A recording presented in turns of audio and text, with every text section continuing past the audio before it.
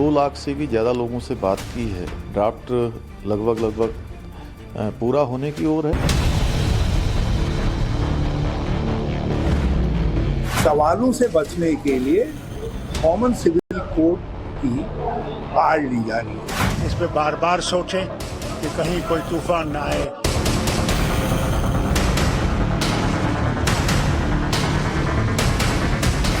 It is equally applicable to Hindus, to Sikhs, to Jains, to Buddhists.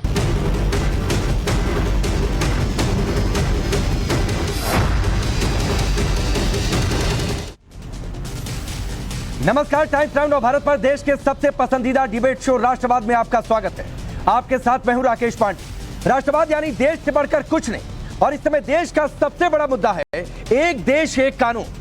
क्या UCC के आने की deadline fix हो चुकी है? क्या तय है कि देश में अगस्त के महीने में एक कानून वाली क्रांति आकर रहेगी? सवाल यह भी है कि यूसीसी आ गया तो अलग अलग धर्मों और समुदायों पर इसका क्या असर पड़ेगा? यूसीसी को लेकर देश में बहस जोरों पर है। 13 जुलाई तक लोगों को अपनी राय लॉ कमीशन के सामने देनी है। उससे पहले संसदीय समिति ने 3 जुलाई को लॉ कमीशन के साथ एक बैठक बुला ली। जानकार बता रहे हैं कि सरकार मानसून सेशन में यूसीसी पर बिल लाने के लिए पूरी तरह से तैयार है। इन सबके बीच आज सबसे बड़ी खबर उत्तराखंड में यूसीसी के लिए गठित कमेटी ने दी। उत्तराखंड में यूसीसी पर गठित कमेटी ने प्रेस कॉन्फ्रेंस किया। प्रेस कॉन्फ्रेंस में इस बात का ऐलान कर दिया कि उनकी ओर से ड्राफ्ट तैयार है। इसके लिए उन्होंने 63 बार मुलाकातें की, 40 जगहों का दौरा किया। उस समिति ने अलग अलग बैठकें भी की थी। अब वो इस तैयार ड्राफ्ट को सरकार को सौंपने की तैयारी में है। सबसे पहले आपको बताते हैं कि उत्तराखंड के यूसीसी पर बने ड्राफ्ट की बड़ी बातें क्या है, क्योंकि बहुत सारी चीजें आपको इस ड्राफ्ट की बड़ी बातें जानने के बाद क्लियर हो जाएंगी। सबसे पहली और बड़ी बात इस ड्राफ्ट की, शादी के लिए लड़कियों की उम्र सीमा बढ़ेगी। यह इस ड्राफ्ट की सबसे पहली और बड़ी बात है। शादी से पहले लड़कियां ग्रेजुएट हो जाएं, यानी हायर एजुकेशन हासिल कर लें, इसके लिए उम्र बढ़ाने का प्रस्ताव है। शादी का रजिस्ट्रेशन हर हाल में जरूरी होगा, चाहे भी किसी भी धर्म के लड़के और लड़की। शादी का रजिस्ट्रेशन अगर नहीं होता है तो सरकारी योजनाओं का लाभ भी नहीं मिलेगा। गांव के लेवल पर भी शादी के रजिस्ट्रेशन की सुविधा मिलेगी। इसके लिए इंफ्रास्ट्रक्चर तैयार होगा। तलाक के लिए पति पत्नी दोनों को समान अधिकार मिलेगा। तलाक का आधार पति पत्नी दोनों पर बराबर तरीके से लागू होगा। ऐसा नहीं कि सिर्फ एक पर लागू। बहु विवाह पर रोक लगेगी, ये एक बड़ी बात, यानी एक साथ एक से अधिक पत्नियां नहीं रख सकते हैं। यूसीसी के ड्राफ्ट में जो उत्तराखंड में बना है उसकी बड़ी बात। हलाला और इद्दत पर रोक लगाई जाएगी। यूसीसी के ड्राफ्ट में जो उत्तराखंड में बना है उसमें इस बात का जिक्र है। उत्तराधिकार में लड़कियों और लड़कों को बराबर का अधिकार मिलेगा, बराबर का हिस्सा मिलेगा। लिव इन में अगर रहते हैं तो इसके लिए डिक्लेरेशन देना होगा। लिव इन में रहने पर माता पिता को बाकायदा इस बात की सूचना दी जाएगी। बच्चे अगर अनाथ हो जाते हैं तो आसान होगी गार्जियनशिप की प्रोसेस। पति पत्नी में अगर मान लीजिए झगड़ा हो जाता है तो ग्रैंड पेरेंट्स को बच्चों की कस्टडी दी जाएगी। इसके अलावा जनसंख्या नियंत्रण की भी बात यूसीसी के ड्राफ्ट में है, जो कि उत्तराखंड में बना है। बच्चों की संख्या को सीमित किया जाएगा, तय किया जाएगा। सभी लोगों को एडॉप्शन का अधिकार मिलेगा, यानी गोद लेने का बराबर अधिकार मिलेगा। यह भी एक बड़ी बात है। यूनिफॉर्म सिविल कोड का ड्राफ्ट बनाने वाली कमेटी, वो कमेटी ने 1 साल से अधिक समय से लोगों के बीच में जाके काम किया है। 2 लाख से भी ज़्यादा लोगों से बात की है और अनेकों स्टेक होल्डरों से भी उसने बात की है। बात करने के बाद उनका ड्राफ्ट तैयार हो रहा है। ड्राफ्ट लगभग पूरा होने की ओर है। जैसे ही हमको ड्राफ्ट मिलेगा हम उसका अवलोकन करेंगे। हमारे जो इस विषय के जानकार हैं उन सभी से चर्चा करेंगे, बात करेंगे। उसके बाद जो आगे की कार्रवाई होती है उसको आगे की कार्रवाई में बढ़ाएंगे। तो सरकार यूसीसी लाने को लेकर पूरी तरह से तैयार है। विपक्ष की ओर से इसे असल मुद्दों से भटकाने वाला बताया जा रहा है। सुनिए। 9 वर्ष देश में और 6 वर्ष उत्तराखंड में बताने के लिए कुछ नहीं है। सवालों से बचने के लिए कॉमन सिविल कोड की आड़ ली जा रही है। उसका मुखौट, उसकी आड़, उसका ढाल बनाई जा रहा है। देखिए, सबसे बड़ी चीज़ मैं आपसे ये कहूँगा, जो आजकल ये कर रहे हैं कि यूनिफाइड कॉमन कोड होना चाहिए, मैं समझता हूँ उसकी तरफ इनको सोचना चाहिए। ये मुल्क डाइवर्स है, इसमें हर किस्म के लोग रहते हैं, हर मज़हब रहता है, हर ज़बान के लोग रहते हैं, हर सोच के लोग रहते हैं, और मुसलमानों का अपना शरीयत लॉ है, उसकी तरफ भी इनको नज़र रखनी चाहिए। और इसके बजाय कि इसको आगे चलाएं, इस पर बार बार सोचें कि कहीं कोई तूफान ना आए अगर इसके लिए इन्होंने कोई कदम उठाया। तो धमकी, आने वाले समय में तूफान की बात, इन सबके बीच बड़ा सवाल यह है कि यूसीसी का अलग अलग धर्मों और समुदायों पर क्या असर पड़ेगा। खास तौर पर हिंदू और मुसलमान समुदाय यूसीसी को लेकर क्या उस पर असर पड़ने वाला है, कुछ बड़ी बातें आपके सामने रखते हैं। सबसे पहले बात हिंदू समुदाय की कर लेते हैं। हिंदू समुदाय से जुड़े जो बड़े सवाल हैं यूसीसी के मद्देनजर, क्या हिंदू अनडिवाइडेड फैमिली एक्ट पर कोई असर पड़ने वाला है, इसकी आगे हम चर्चा करेंगे। सवाल ये भी अपने पैनलिस्ट के सामने रखेंगे कि स्पेशल मैरिज एक्ट का क्या होगा। यह भी सवाल होगा कि क्या आदिवासी समुदाय में बहुपति प्रथा खत्म हो जाएगी, जिसके संकेत मिल रहे हैं। सवाल यह भी होगा कि दक्षिण भारत के हिंदू परिवारों में रिश्तेदारों के बीच होने वाली शादियों पर क्या असर होगा। अब आगे बढ़ते हैं तो यूसीसी के आने से मुस्लिम समुदाय पर क्या असर पड़ सकता है वो भी आपको बताते हैं, और उसकी चर्चा भी आगे डिबेट के दौरान करेंगे। मुस्लिम बेटियों को पिता की संपत्ति में बराबर की हिस्सेदारी मिल सकती है। उत्तराखंड के ड्राफ्ट में इस बात के संकेत मिल चुके हैं। यह भी एक बड़ा अंतर आ सकता है कि बहु विवाह प्रथा खत्म हो सकती है, यानी एक से अधिक शादियां नहीं करेंगे, एक से अधिक पत्नियां एक साथ नहीं रखेंगे। शादी की उम्र 15 नहीं होगी, सबके लिए समान हो सकती है। एक और अंतर आ सकता है, गोद लिए बच्चों को जैविक संतानों के बराबर अधिकार मिल सकता है। यह एक और बड़ा अंतर आ सकता है। जो जानकारियां हम तक छन कर आ रही हैं उसके आधार पर यह अनुमान है। चलिए वो सवाल आपके सामने रखता हूं जिनके इर्द गिर्द आज की डिबेट आगे बढ़ने वाली है। सवाल यह कि यूसीसी का पहला ड्राफ्ट तो आ चुका है, किस किस पर इसका क्या इंपैक्ट पड़ेगा। सवाल यह भी कि हलाला इद्दत पर रोक लगेगी, आगे क्या होगा। क्या मानसून सेशन में ही सरकार बिल लाने की पूरी तैयारी में है। और सवाल यह भी कि देश में एक कानून वाली क्रांति क्या 24 में यह गेम चेंजर साबित हो जाएगा या फिर बंटाधार हो जाएगा। अब आपका परिचय आज के मेहमानों से करवाता हूं। चारू प्रज्ञा हमारे साथ भारतीय जनता पार्टी की नेता और प्रवक्ता जुड़ रही हैं। इनके अलावा विष्णु जैन जी हमारे साथ, वकील राजकुमार भाटी जी अब से थोड़ी देर बाद हमारे साथ जुड़ेंगे, समाजवादी पार्टी के नेता और प्रवक्ता।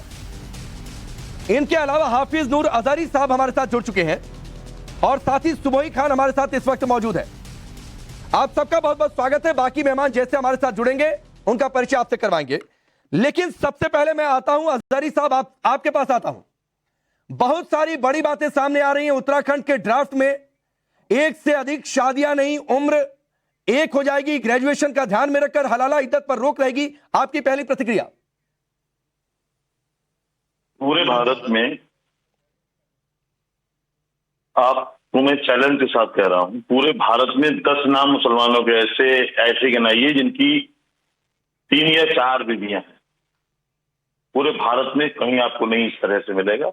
यह अलग बात है, इस्लाम ने इजाजत दी है, इस्लाम ने हुक्म नहीं दिया है कि आप चाहे शादी कीजिए।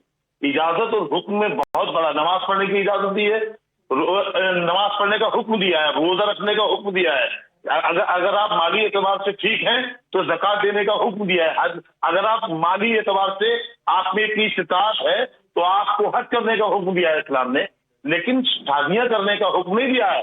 क्या आप एक के बाद दूसरी, तीसरी, चौथी शादी नहीं करेंगे तो आप गुनाहगार हो जाएंगे। तो आप ले आइए, हमें इससे कोई एतराज नहीं है। अब आप इसको प्रोपेगेंडा बना करके अगर हम तो थोप रहे हैं। नहीं अजहरी साहब, एक तो एतराज नहीं है तो सर इतनी नाराजगी किस बात की। हलाला इद्दत को भी खत्म करने की बात सामने आ रही है, इस पर आपकी प्रतिक्रिया। फिर मैं आगे बढ़ता हूं। जी क्या कहा आपने? मैंने कहा कि अगर आपकी कोई नाराजगी नहीं है साहब और आपको कोई दिक्कत नहीं है तो इतनी तलखी आपकी बातों में मुझे क्यों समझ में आ रहा है। हलाला इद्दत को भी हटाने की बात सामने आ रही है, इस पर आपकी टिप्पणी क्या? साहब कहां से लाते हो आप? क्या हलाला, क्या इद्दत? आप इस्लाम को ही टारगेट क्यों कर रहे हैं? देश के वजीर आजम को, नरेंद्र मोदी को देश ने वजीर आजम बनाया है, मुसलमानों का मुफ्ती नहीं बनाया है। आप जिस तरह से पेश किया जा रहा है, ऐसा लग रहा है कि मुसलमानों के मसाइल के लिए, मुसलमानों के मजहबी मामलों के लिए वजीर आजम को वजीर आजम बनाया गया, ये बात ठीक नहीं है। नहीं मतलब हलाला इद्दत आपके लिए इतना जरूरी है कि उस पर रोक लग जाएगी तो इस्लाम में दिक्कत आ जाएगी। सुबोही खान, ठीक है सुबोही, फिर मैं चारू प्रज्ञा आपके पास आता हूं। नाम क्या है? अजहरी साहब है जी। अजहरी साहब, मेरा नाम सुबोही खान है। मैं कहती हूँ कि थोड़ी देर के लिए हम किसी भी व्यक्ति, संगठन या पार्टी को साइड में रख के बात करते हैं। हमारी कम्युनिटी में बहुत सारे ऐसी कुरीतियां या छोड़िए पर्सनल लॉ के नाम पे अपराध हो रहे हैं जो मुसलमान बच्चियों के साथ हो रहे हैं। कुछ उदाहरण अभी राकेश जी ने दिए। हलाला, एक मुसलमान महिला जिसको तलाक बोल दिया, लेकिन वो फिर भी अपने शौहर के साथ रहना चाहती है, तो उसको मजबूर किया जाता है कि वो किसी दूसरे पुरुष के साथ निकाह करे, शारीरिक संबंध बनाए, फिर उसका तलाक हो, तभी उसका अपने पहले पति से शादी हो सकती है। आप भी जानते हैं, मैं भी जानती हूँ, हलाला उद्योग बन गए हैं। आप भी जानते हैं, मैं भी जानती हूँ, लाखों लाखों रुपए लेकर मौलवी हलाला करते हैं। बहु विवाह, जो भारत की आईपीसी में सेक्शन 494 में 7 साल तक की सजा है। किसी भी भारतीय को अपने हस्बैंड या वाइफ के जीवित होते हुए कोई दूसरी शादी नहीं कर सकता है, लेकिन वही मुसलमान पुरुष 1, 2, 3, 4 शादियां तक कर लेते हैं और आईपीसी की धाराओं से भी बचकर निकल के चले जाते हैं। और तो और एक उदाहरण मैं आपको ऐसे बताना चाहती हूँ कि अगर आप वाकई अपना जहन खोलकर सोचेंगे, समझेंगे, तो शर्मिंदगी हो जाएगी कि हम क्या कर रहे हैं अपनी कौम की बच्चियों के साथ। हम लोग प्रवास करते हुए पहुंचे हैदराबाद, वहां पे असदुद्दीन ओवैसी साहब जो कहते हैं इंशाल्लाह एक दिन भारत की बेटी प्रधानमंत्री बनेगी, उसी हैदराबाद में, उसी तेलंगाना में अरब से 80-80 साल के शेख आकर 12-12 साल की मुसलमान बच्चियों के साथ निकाह करते हैं, मिस्यार निकाह के नाम पर। भारत की पॉक्सो एक्ट का वायलेशन करते हैं, भारत की रेप लॉस का वायलेशन करते हैं, जिसमें लाइफ इम्प्रिजनमेंट या डेथ पेनल्टी तक की सजाएं हैं। मैं ये कहती हूं कि पर्सनल लॉ जहां तक मान्यता, कस्टम्स, प्रैक्टिसेस हैं, ठीक है, लेकिन कोई भी पर्सनल लॉ अगर आपके देश के क्रिमिनल कानून का वायलेशन करने लगे, आपकी बच्चियों को सेक्सुअल कमोडिटी की तरह इस्तेमाल करने लगे, तो ऐसी प्रथाओं को उखाड़ के फेंक देना चाहिए हमें अपने लेकिन समाज वो तो से। कह रहे हैं कि इन प्रथाओं को उखाड़ने की बात पर कि प्रधानमंत्री मुफ्ती की तरह काम कर रहे हैं, इस्लाम में दखल दे रहे हैं अगर हलाला इद्दत को रोका जा रहा है। देखिए राकेश पांडे जी बड़े गुस्से में बोल रहे हैं आप।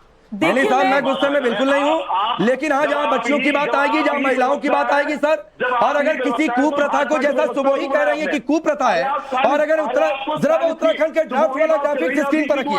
अरे सुनिए हजारी साहब, सर आप धार्मिक नेता हैं, आप धार्मिक विद्वान हैं, आपकी अपनी मजबूरी होगी सर, मेरी कोई मजबूरी नहीं है, मेरी कोई मजबूरी नहीं है। सुबोही ने अभी कहा कि ये कुप्रथा है, और कुप्रथा को अगर कोई ड्राफ्ट समाप्त करता है, अगर किसी अपराध को कहीं समाप्त करने की बात आती है, तो आप कहते हैं कि प्रधानमंत्री मुफ्ती की तरह काम कर रहे हैं, तो आपको सोचना चाहिए, मुझे नहीं।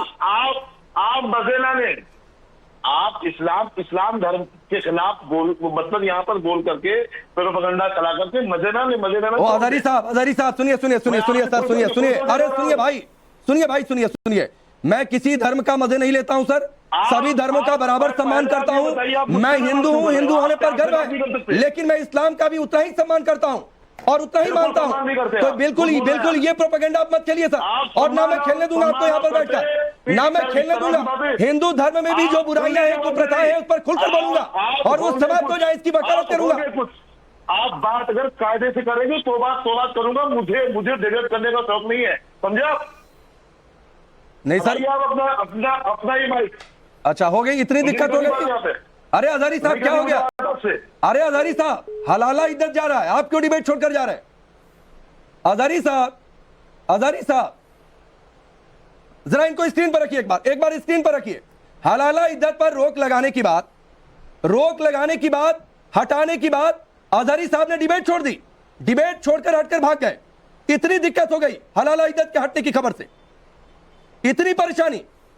चारू प्रज्ञा कह रहे हैं हजारी साहब डिबेट छोड़कर भाग गए कि हलाला इद्दत हटाकर प्रधानमंत्री मुफ्ती की तरह काम कर रहे हैं। देखिए राकेश जी, मैं एक बात कहना चाहूंगी और मैं ये बहुत समझ के ये बात कह रही हूँ। आज की तारीख में जो यूनिफॉर्म सिविल कोड के खिलाफ खड़ा है, वो सबसे पहले तो महिलाओं के ही खिलाफ खड़ा है। सबसे सिंपल बात है, आप ये देखिए नुकसान किसका होता है। इनहेरिटेंस किसको नहीं मिलती? एक महिला को। डिवोर्स के बाद अपने बच्चों से दूर किसको रखा जाता है? एक महिला को। गलत तरीके से तलाक देकर सड़क पर किसको छोड़ दिया जाता है? एक महिला को। बहुत छोटी सी उम्र में, बचपने में किसकी शादी हो जाती है और हमारे हाईकोर्ट हाथ बांधे खड़े रह जाते हैं पर्सनल लॉ के नाम पर। ये नाइंसाफी किसके साथ होती है? एक महिला के साथ। तो अगर हमारे देश को प्रोग्रेस करना है, अगर हम कहते हैं कि अब हम 21वीं सदी के पार जा रहे हैं, तो आप कैसे अपनी बच्चियों को, महिलाओं को इस अंधेरे में छोड़कर आगे चल सकते हैं। एक तो भ्रम फैला रखा है विपक्ष ने, और ये भ्रम ये है कि आपको रिलीजियस आजादी नहीं मिलेगी, अपने धर्म को निभाने की आजादी नहीं मिलेगी। भाई ये क्या झूठी झूठी और धक्यानुसी बातें आप बार बार करते हैं। सच्चाई ये है कि यूनिफॉर्म सिविल कोड से आपको अपने धर्म को फॉलो करने की पूरी आजादी तो है, लेकिन आप एक कानून के नीचे आ जाते हैं जो बहुत महत्वपूर्ण है। आप देखिए, सबको राइट्स तो इक्वल चाहिए, सामान्य अधिकार आपको चाहिए, लेकिन सामान्य कानून का आप पालन नहीं करना चाहते क्योंकि आपका इसमें फायदा नहीं है। तो यूनिफॉर्म सिविल कोड कोई भी प्रोग्रेसिव नेशन के लिए बहुत बहुत बहुत महत्वपूर्ण है। आप दुनिया के किसी भी देश को उठा के देख लीजिए, अगर वो प्रोग्रेसिव है, अगर वो डेमोक्रेटिक है, उस देश में यूनिफॉर्म सिविल कोड का ही पालन होता है। एक देश में दो लोगों के लिए अलग अलग कानून कैसे हो सकते हैं? और जो लोग इसके बारे में आज आके बात करते हैं, बहुत सारे लोगों की मैं बात चारू प्रज्ञा, मैं आपको थोड़ा सा रोक रहा हूं, इस पर चर्चा तो करते रहेंगे, लेकिन एक चीज जरा मुझे बता दीजिए, क्या मॉनसून सेशन में आप मुहर लगाएंगे कि बिल आ रहा है वो भी 5 तारीख को? क्योंकि प्रधानमंत्री मोदी ने 5 अगस्त से खास रिश्ता 370 हटाने का बिल संसद में आप मुस्कुरा रही है, वो भी 5 अगस्त को। राम मंदिर का भूमि पूजन अयोध्या में 5 अगस्त को। तो क्या ये माने कि 5 अगस्त को, चूंकि मॉनसून सेशन जो जानकारियां हैं कि चल रहा होगा, तो उसमें 5 अगस्त को बिल भी आ जाएगा क्या यूसीसी पर? राकेश जी, देखिए 5 अगस्त को क्या होगा ये तो मैं नहीं बता पाऊंगी, लेकिन दावे के साथ एक बात कह सकती हूँ, भारतीय जनता पार्टी के मैनिफेस्टो में हमने जितनी जनता से जितने भी वादे करे हैं, एक एक करके हमने सबको पूरा करा है। हो सकता है किसी बात में समय ज्यादा लग गया हो, साल में 2 करोड़ रोजगार की बात करी थी किसान की। मैं रुक जाइए सर, रुक जाइए, मैं आपके पास आऊंगा। एक मौलाना साहब बात है, एक मौलाना साहब बात है, वही सवाल आपसे भी करूंगा, लेकिन रुक जाइए, पहले चारू की बात पूरी हो जाए फिर विष्णु जी के पास जाऊंगा। रुक जाइए मेहरदीन, रुक जाइए, इंतजार कीजिए सर, इंतजार कीजिए, बहुत समय इंतजार कीजिए, इतना परेशान मत होइए सर, इतना परेशान मत होइए, रुक जाइए प्लीज। अभी सिर्फ चारू प्रज्ञा की आवाज ऑन एयर जा रही है, सिर्फ चारू प्रज्ञा की आवाज। थैंक यू जी, धन्यवाद। तो मैं यही कहना चाहती हूँ कि हो सकता है किसी वादे को पूरा करने में थोड़ा समय लग गया हो, जैसे धारा 370 हटाने में थोड़ा सा समय लग गया था, लेकिन यूनिफॉर्म सिविल कोड उतना ही महत्वपूर्ण है। और ये केवल सेंटर की बात नहीं है, थोड़े समय से हमने ये देखा कि चाहे वो गुजरात हो, आसाम हो, उत्तराखंड हो, हम यूनिफॉर्म सिविल कोड की तरफ चल रहे हैं। हम ये कह रहे हैं बार बार, जब भी कोर्ट के सामने भी किस्से आते हैं, ये मसले आते हैं, कोर्ट भी यही कहते हैं कि यूनिफॉर्म सिविल कोड की जरूरत है। मैं आपको एक बात बताना चाहती हूँ, बहुत दुखद बात है कि हर 1-2 महीने के बाद एक केस ऐसा सामने आता है कि कोई 10 साल 11 साल की बच्ची की शादी हो जाती है, वो बच्ची इस्लाम मजहब से आती है और हमारे कोर्ट से बोलते हैं हम क्या करें, पर्सनल लॉ के तहत हम इस शादी को गलत नहीं ठहरा पा रहे। मुझे बताइए कहाँ की इंसाफी है? ये कैसे ठीक हो सकता है? कैसे ठीक हो सकता है? अपने पिता की संपत्ति में एक बच्ची का हक नहीं है क्योंकि वो एक धर्म विशेष से आती है, क्या ये इंसाफ है? बिल्कुल ठीक है चारू, मैं आपके पास लौट कर आता हूं। विष्णु जैन जी, अलग अलग धर्मों में अलग अलग समुदायों की बातचीत हो रही है, उस पर क्या असर? मैं जरा स्पेसिफिक होकर आपसे पूछ लेता हूं, जरा हिंदुओं से जुड़े जो सवाल हैं वो स्क्रीन पर रखिए। सवाल कई सारे हैं विष्णु जैन जी, कि क्या हिंदू अनडिवाइडेड फैमिली एक्ट पर कोई असर पड़ेगा? स्पेशल मैरिज एक्ट का क्या होगा? आदिवासी समुदाय में जो बहुपति प्रथा है उसका क्या होगा? दक्षिण भारत के हिंदू परिवारों में रिश्तेदारों के बीच शादियां कुछ जगहों पर होती है, उस पर क्या असर पड़ेगा? सर आपकी टिप्पणी इन सवालों पर। देखिए जी, जितने आपने सवाल पूछे मैं ये बताना चाहता हूं कि इन सारी चीजों पे कोई असर नहीं पड़ने वाला है।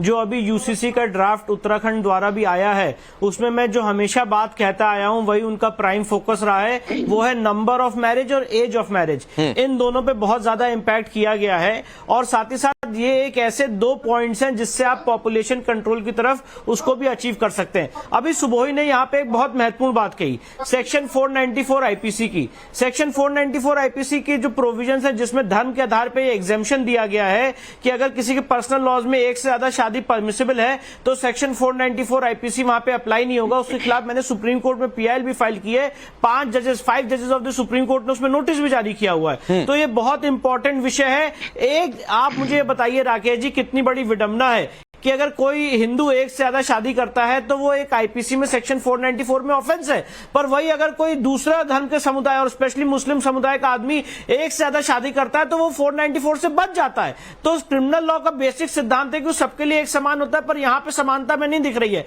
जहां तक बात है, लोगों ने कहा कि आप मुसलमानों को टारगेट कर रहे हैं, मैं ये बताना चाहता हूं, सती अबॉलिश हमने की, सती अबॉलिशन एक्ट लाके, विडो रीमैरिज एक्ट हम लाए, जो हमारे समाज में कुरीति थी उसको हमने ठीक किया। इसके बाद जो चाइल्ड मैरिज अबॉलिशन एक्ट है वो हम लाए कि एक पर्टिकुलर एज लिमिट के बाद 18 साल के बाद ही बच्चे की शादी होनी चाहिए। इसके बाद जो बलि प्रथा थी हिमाचल में उसको हमने खत्म किया। इसके बाद अभी राजस्थान में जो 13वीं में बहुत बड़ा भोज होता था उसके लिए राजस्थान सरकार एक्ट लाई और उस भोज को खत्म किया।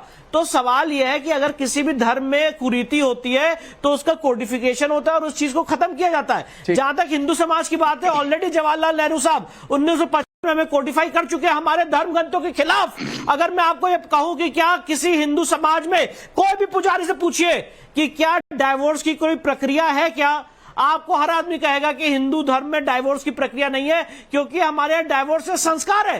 पर तब भी उसके वायलेशन में जाके हिंदू मैरिज एक्ट लाके डाइवोर्स का प्रोविजन बनाया गया, जिसको हम सब लोगों ने कबूला। एक सभ्य समाज में बहुत सारी ऐसी चीजें होती हैं। और मैं एक बात और कहना चाहता हूं, आर्टिकल 25 में religion is subject to public order, health and morality. आपका जो राइट टू रिलीजन है वो एब्सोल्यूट नहीं है, it is subject to public order, health and morality. और इसीलिए जो सेक्शन 494 है वो और नहीं, एक बात और है जो कल बड़ी अच्छी चर्चा के दौरान विष्णु जी आई थी, तब अश्विनी उपाध्याय जी पैनल पर थे, वो कह रहे थे भाई ये कोई कॉमन रिलीजन कोड थोड़े नहीं है, ये तो यूनिफॉर्म सिविल कोड है, इससे धर्म में कोई हस्तक्षेप नहीं होगा, फिर परेशानी क्यों। मेहरदीन मुझे आधा मिनट दीजिएगा, फिर मैं आपके पास आता हूं। जी राकेश जी, आप जी ठीक है। विष्णु जी मैं आता हूं।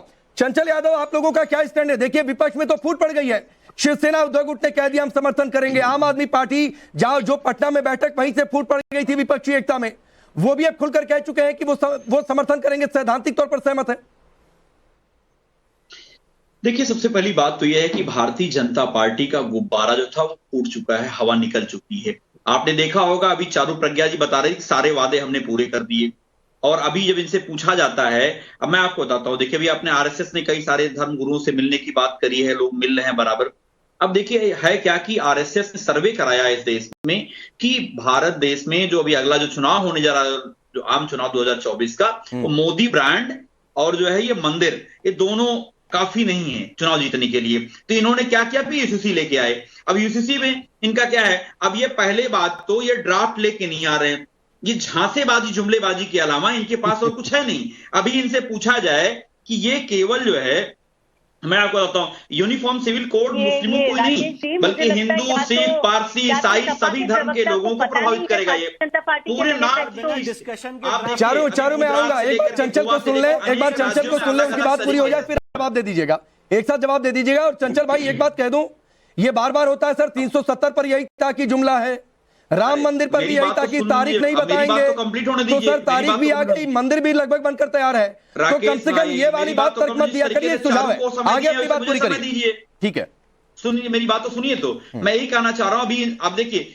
जो भी वादे भारतीय जनता पार्टी के लोग करके आए थे, चाहे 2 करोड़ रोजगार का हो, चाहे किसानों का आय दोगुनी करने की हो, 2022 तक गंगा साफ करने की बात रही हो, चाहे आपने देखा होगा आदर्श ग्राम बनाने की, चाहे स्मार्ट शहर बनाने की, चाहे महंगाई दूर करने की, भ्रष्टाचार दूर करने की, सब जगह फेल है। मैं अगर इनसे पूछूं, अगर अभी बताइए कि अभी ये हमारे प्रधानमंत्री जी विदेश दौरा करके आए कि हर सप्ताह में एक यूनिवर्सिटी बन जाती है, हर दूसरे दिन एक जो है कॉलेज बन जाता है, चंचल भाई, IIM बन जाता है। चंचल जी सर, आपने 1.5 मिनट नॉन स्टॉप बोला सर, हमने टॉपिक यूसीसी बताया था, मेरा सवाल था यूसीसी पर आपकी पार्टी का स्टैंड क्या है। मेरा सवाल यह था कि यूसीसी पर अगर मुस्लिम महिलाओं को बराबरी का हक मिलता है तो आपकी पार्टी उस पर क्या सोचती है सर? आप उस पर नहीं बोल रहे हैं ना, तो हम बेरोजगारी पर चर्चा कर रहे हैं। चारू, चूंकि इन्होंने आपका नाम लिया, 20 सेकंड सिर्फ मैं आपको देता हूं, फिर मेहरदीन भाई आपके पास आता हूं। चारू प्रज्ञा 20 सेकंड। देखिए ऐसा है, चंचल जी का कहना ये है कि यूनिफॉर्म सिविल कोड अभी लाया गया है, अभी हमने इसके बारे में बात करनी शुरू करी। इनको याद दिला दूं, जिस दिन से भारतीय जनता पार्टी बनी है, 1980 की मैं बात करती हूँ, तब से लेकर आज तक कुछ ऐसे मुद्दे हैं जो हमारे हर मैनिफेस्टो में रहे हैं। धारा 370, राम मंदिर और यूनिफॉर्म सिविल कोड, ये एक ऐसा मुद्दा मुद्दा है तो हमारे लिए मुद्दा नहीं है कि देश को आगे बढ़ाने के लिए जरूरत है। और अगर ये कहते हैं कि तैयारी नहीं हुई है, हमने बहुत पहले चलते जी, बीच में मत बोलिए, बीच में मत बोलिए, मैं आपके बीच में नहीं बोल, बीच में मत बोलिए। मैं आपको कुछ फैक्ट देना चाहती हूँ। फैक्ट रखिएगा चारू प्रज्ञा, ब्रेक के बाद फैक्ट रखिएगा। मेहरदीन अभी इंतजार कर रहे हैं, उन्होंने कुछ नहीं बोला है, तो एक टिप्पणी ले लूं, फिर ब्रेक भी मुझे लेना है। मेहरदीन भाई, मुस्लिमों पर क्या बड़ा असर पड़ने वाला है, 2-3 पॉइंट में बताता हूं। मुस्लिम बेटियों को पिता की संपत्ति में बराबरी का हक मिलेगा, आपको कोई दिक्कत? बहु विवाह प्रथा खत्म हो जाएगी, आपको कोई दिक्कत? मुस्लिम समाज में मिलता है राकेश भाई। अच्छा, मुस्लिम समाज में तो वही मिलता है क्या? मिलता है। देखिए कुछ चीजें ऐसी मैं क्लियर हैं, करते चलता हूं। जी जी जी, हाँ। ये बात ये ठीक कह रहे हैं कि इस्लामिक थियोलॉजी में बेटियों को बाप की संपत्ति में अधिकार देने की बात कही गई है। बराबरी का नहीं, बराबरी की नहीं कही गई है, कुछ शेयर कम होता है बेटे से, तो लेकिन देना कहा गया है। देने की बात, शेयर कम क्यों? शेयर कम क्यों? राकेश जी एक सेकंड, मेरी बात राकेश जी मेरी बात पूरी होने लेकिन वो धरती पे एग्जीक्यूट कितना होता है, कितनी बेटियों को मिलता है, मेरा ये सवाल है। मैं तो हमेशा ये कहती हूँ बहुत सारी चीजें ऐसी हैं जो अच्छी कही गई हैं, लेकिन आप लोग इस्लाम के नाम पर अच्छी चीजों को मानते ही नहीं। लिख रहे उसमें ब्रेक लेना है, लेकिन मेहरदीन भाई माफी के साथ साथ ब्रेक के बाद आप सीधे आपसे शुरू करूंगा। सवाल यह है कि बराबरी का अधिकार क्यों नहीं? हलाला इद्दत के सवाल पर अजहरी साहब भाग गए, उस पर मेहरदीन जी क्या सोचते हैं? ब्रेक के बाद इसी सवाल से शुरू करूंगा, जल्द वापस लौटते हैं।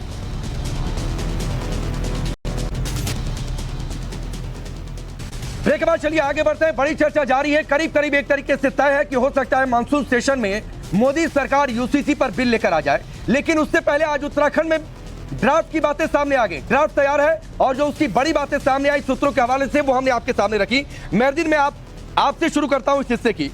जो 2-3 बड़ी बातें हैं जिसका हमने पहले जिक्र किया, हलाला इद्दत पर रोक रहेगी, आपकी पहली प्रतिक्रिया, साथ ही बहु विवाह पर रोक रहेगी, जो जानकारी आ रही।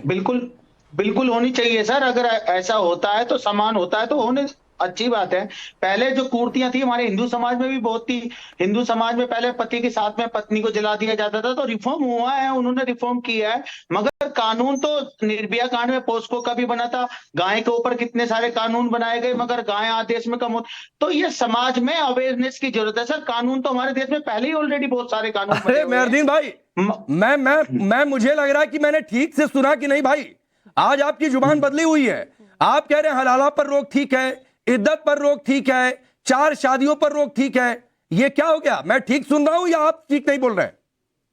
देखिए मैं क्या कह रहा हूं, देखिए जो मुस्लिम पर्सनल लॉ बोर्ड है वो जो हमारा जो है उसमें जो हमें संविधान के अनुसार जो हमें दिए हुए हैं राइट, उन्हें सरकार चाहती है किसी तरीके से इस पूरे मसले को कि मुसलमान इस बिल की मुखालफत कर रहा है। अरे मुसलमान ही मुखालफत नहीं कर रहा, आदिवासी भी कर रहे हैं। अरे पहले आप अपनी बात कर लीजिए, आदिवासी अपना मामला खुद देख लेंगे, उनको विरोध करना होगा, वो अपनी बातें सरकार के सामने, लॉ कमीशन के सामने रख देंगे। सर बिल्कुल आप अपनी बातें करिए ना।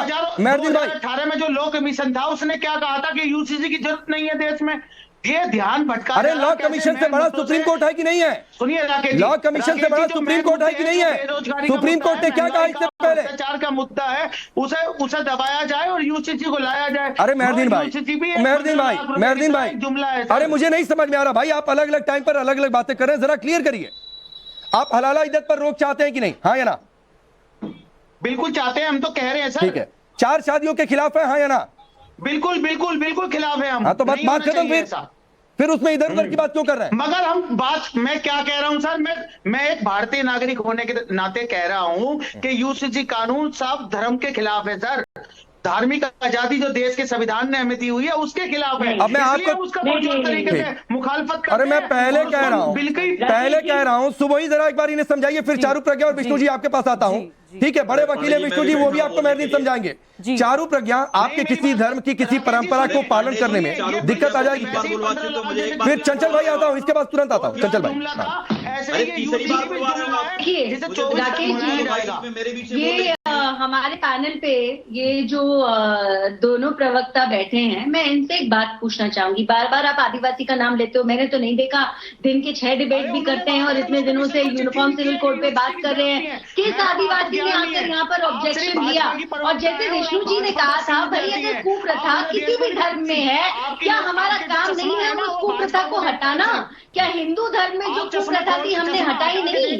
क्या हिंदू धर्म में अगर सती होता था, क्या हमने उसके खिलाफ कानून नहीं बनाया? या डिवोर्स के लिए कानून नहीं बनाया? हिंदू धर्म में बनाया है ना। तो आपको परेशानी क्या है? जब आप ये कहते हो कि आप पॉलीगामी के खिलाफ हो, ज्यादा शादियों के खिलाफ हो, तो आपको कहना चाहिए अच्छी बात है, यूनिफॉर्म सिविल कोड लाओ। जब आप ये कहते हो कि बच्चियों को पिता के मेहरदीन भाई रुक जाइए, अधिकार मिलना चाहिए, रुक जाइए प्लीज, रुक जाइए। और क्या 11 साल नहीं बात बीच में बार बार बोलते हैं। चारू 20 सेकंड पूरा करिए, फिर चंचल भाई आपके पास। जी राकेश जी, मैं आपको बताती हूँ ये बार बार क्यों बोलते हैं। इन्हें ऐसे लगता है कि जो वॉइस ऑफ रीजन है वो बोल बोल कर उसको दबा देंगे भाई, लेकिन आप वॉइस ऑफ रीजन देश भर की नहीं दबा सकते। आपसे मैंने पहले भी पूछा और आपने जवाब नहीं दिया। क्या आप साथ देते हैं 12 साल की बच्ची की शादी होने का? क्या आप साथ देते हैं? और बताइए, जब आप सामान्य अधिकार मानते हैं तो आप एक कानून मानने को तैयार क्यों नहीं हो? जब अधिकारों की बात आती है आप सबके सामने खड़े पाते हो कि आपका अधिकार है, लेकिन अगर कानून के पालन करने की बात आती है वो आप करना नहीं चाहते। ठीक है, तो ये क्या बात हुई? ठीक है मेहरदीन भाई, मैं सर आखिरी बार आपको बोल रहा हूँ, हर किसी के बीच में बोलेंगे तो मुझे मजबूरन कहना पड़ेगा कि इनकी ऑडियो नीचे कीजिए और जब मैं कहूंगा तब ऑन करिए। चंचल भाई आप कुछ कह रहे थे, रुक जाइए प्लीज मेहरदीन भाई, प्लीज प्लीज। देखिए राकेश जी, भारत वही कहावत हमारे यहाँ पूर्वांचल में कहते हैं, सुपुआ हंसे हंसे चलनी है 72 छेद। भारतीय जनता पार्टी के तो लोग न संविधान मानते हैं सही तरीके से, न ही जो है आज जो विसंगतियां अगर आप देखें, ये वही लोग हैं जो हमारी देश की प्रथम नागरिक हैं, प्रथम महिला हैं, वो हमारी राष्ट्रपति महामहिम जी, जिनसे जो है एक दलित होने की वजह से उनसे जो संसद। अरे नहीं चंचल भाई प्लीज सर, संसद का उद्घाटन की बात बहुत पुरानी हो गई सर, देश उससे आगे निकल चुका है। अच्छा मैं आप ही के पास सुनिए, आप संविधान मानते हैं ना? आप संविधान मानते हैं? अरे मैं मानता हूं, पहले ठीक है। संविधान के अनुच्छेद 44 में क्या है? संविधान के अनुच्छेद 44 में क्या है? संविधान के अनुच्छेद 44 में पूरे देश में जो आप बताना चाह रहे हो वही यूसीसी की बात आप जो कहना चाह रहे हो, लेकिन बात यहाँ पे सुनिए मेरी, मैं कहना चाह रहा हूँ कि भारत एक विविधता का देश है। अभी प्रधानमंत्री जी आप साउथ अफ्रीका गए थे ना, तो 5 चक्कर भी लगा लेंगे तो भी भारत देश नहीं खत्म होने वाला है। सुनिए मेरी बात, इतना बड़ा कई सारे। मेहरदीन की आवाज डाउन करिए, सिर्फ चंचल भाई की आवाज ऑन जा रही है प्लीज। मैं आपको एक बात बोलूं, जब मैं बोलती हूँ ना, अरे मैडम पहले सुन तो लो, आप बीच में बोलने लग रही हैं। अभी आप ज्ञान दे चले जाते हो, अभी आप ज्ञान की देवी बन गई थी, पहले सुन लीजिए मैं कहा। अभी आप मुझे बताओ पूरे देश मैंने आपके लिए करा क्या? आज भारतीय जनता पार्टी की हालत यह है, किसी देश में दलितों को मुंह रखने की आजादी नहीं है, घोड़ी चढ़ने की आजादी नहीं है। और आप बताओ क्या उनके लिए आप अलग इसी देश के अंदर गोवा से लेकर के मणिपुर से लेकर के पूरे हिंदुस्तान में अलग अलग राज्यों में अलग अलग मान्यताएं, अलग अलग व्यवस्थाएं, अलग अलग सिस्टम है। और आप केवल भारतीय जनता पार्टी के लोग ये चाह रहे हैं 9 साल तो खत्म हो गया, 9.5 साल खत्म हो गया है, अब ये जान रहे हैं कि कुछ होने वाला नहीं होता है। चंचल भाई सुनिए, चंचल भाई सुनिए, अरे सुनिए, बीजेपी की बात कर रहे हैं, पूरे देश में हिंदुस्तान मुसलमान की बात करना चाहती है। ये चंचल भाई हो या ये दूसरे भाई हो, ये दोनों बीच में। अरे आप 9 साल काम सो रही थी क्या यूसीसी के लिए? 9 साल सो रही थी। अब सुनिए चलिए मैं आगे बढ़ता हूँ, बढ़ जाता हूँ, विष्णु जैन जी के पास बढ़ जाता हूँ, फिर सुबह आऊंगा। अरे रुक जाइए प्लीज रुक जाइए। और चंचल भाई आज बीजेपी मुद्दा उठाकर नहीं लाई भाई, बीजेपी के मैनिफेस्टो में यूनिफॉर्म सिविल कोड का जिक्र है, तो ऐसा नहीं है कि आज मुद्दा उठाकर चली आई। विष्णु जी बार बार आर्टिकल 29 अलग आर्टिकल्स की बातचीत हो रही है, आर्टिकल 44 पर बातचीत नहीं करते। सुप्रीम कोर्ट ने 10वीं बार कहा है कि यूनिफॉर्म सिविल कोड लाइए, उसकी चर्चा नहीं करते। जरा समझाइए अलग अलग आर्टिकल मेहरदीन को। रुक जाइए प्लीज, रुक जाइए मेहरदीन। विष्णु जैन जी देखिए, सबसे इंपॉर्टेंट है आर्टिकल 31C। सुप्रीम कोर्ट ने यह जजमेंट दिया था कि अगर कोई भी कानून directive principles of state policy को लागू करने के लिए बनाया जाता है तो वो रीजनेबलनेस के आधार पर चैलेंज नहीं किया जा सकता। उसके बाद संविधान में अमेंडमेंट हुआ और आर्टिकल 31C लागू किया गया। तो इसीलिए ऐसा नहीं है, यूनिफॉर्म सिविल कोड की कल्पना हमारे संविधान निर्माताओं ने की थी, जिसको आज लागू करने का समय आ रहा है। जवाहरलाल नेहरू साहब से सवाल पूछा गया था कि आपने हिंदू मैरिज एक्ट लाके, हिंदू सक्सेशन एक्ट लाके हिंदू लॉ को तो कोडिफाई कर दिया, आपने मुस्लिम लॉ को क्यों नहीं आज तक कोडिफाई किया? तब उन्होंने जवाब दिया था कि अब मुस्लिम लॉ को कोडिफाई करने की हमारे अंदर हिम्मत नहीं है।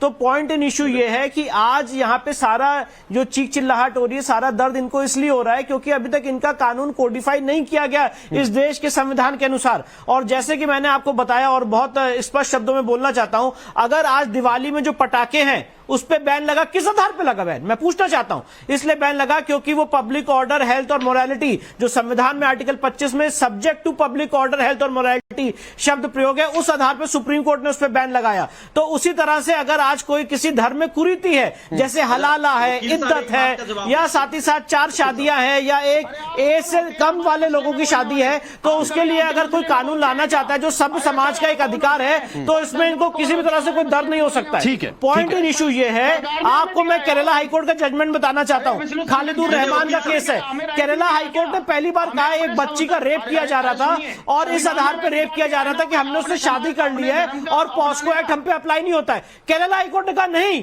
पॉस्को एक्ट आप पे अप्लाई होगा और पॉस्को एक्ट शरिया एक्ट को ओवरराइड करता है।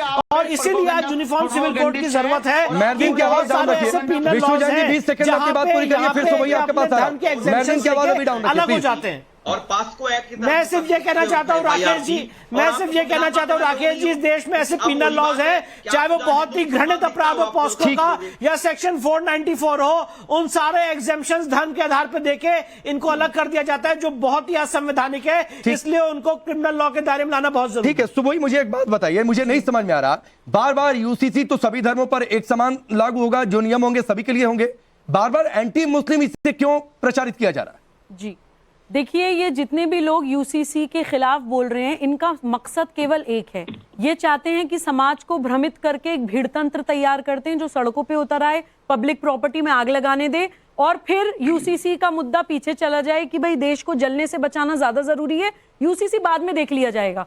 यही इनकी इंटेंशन है, इसलिए ये झूठ बोल रहे हैं, मक्कारी कर रहे हैं। मेहरुद्दीन जी यहाँ बैठे हैं, या अब से पहले जो एक मौलाना साहब डिबेट छोड़ के चले गए, मैं ये पूछती हूं कि मुसलमान महिलाएं क्यों विरोध नहीं कर रही हैं यूनिफॉर्म सिविल कोड का? स्टेक होल्डर्स तो वही हैं, उनकी वॉइस आगे आनी चाहिए ना। आप लोगों के साथ तो ना हलाला हो रहा है, ना ट्रिपल तलाक हो रहा है, ना तलाक हसन हो रहा है, ना तलाक एहसन हो रहा है, ना मिस्यार निकाह हो रहा है। चंचल भाई, चर्चा हो रही है और ये भी पूछे जा रहे हैं कि क्या वाकई बीजेपी अपने इस तीसरे वादे को पूरा कर 24 में लोगों के सामने ये कहेगी कि हमने तीनों बड़े वादे पूरे कर दिए? राकेश जी मेरी बात प्लीज पूरी होने दीजिए। 15 सेकंड, फिर मुझे ब्रेक लेना है। 15 सेकंड मेरा एक सवाल है, रुक जाइए चंचल भाई, उतना समय नहीं है, प्लीज सर, आप इतनी बात बता दो। आप सर समय नहीं है, समय नहीं है, प्लीज प्लीज। हिंदुस्तान के जो गौरव देने वाली बेटियां बैठी हुई थी, पास्को एक्ट लगा था, उसमें एक सांसद की गिरफ्तारी भाई, पुलिस की चार्जशीट आ गई है, जाकर चेक करिए क्या हुआ। चंचल यादव मत इधर उधर डिटेल किया करिए, मत इधर उधर डिटेल किया करिए। सुबह माफी के साथ वक्त इतना ही है। आप सबका बहुत बहुत शुक्रिया सर हमसे जुड़ने के लिए। राष्ट्रवाद में फिलहाल अभी के लिए बस इतना है।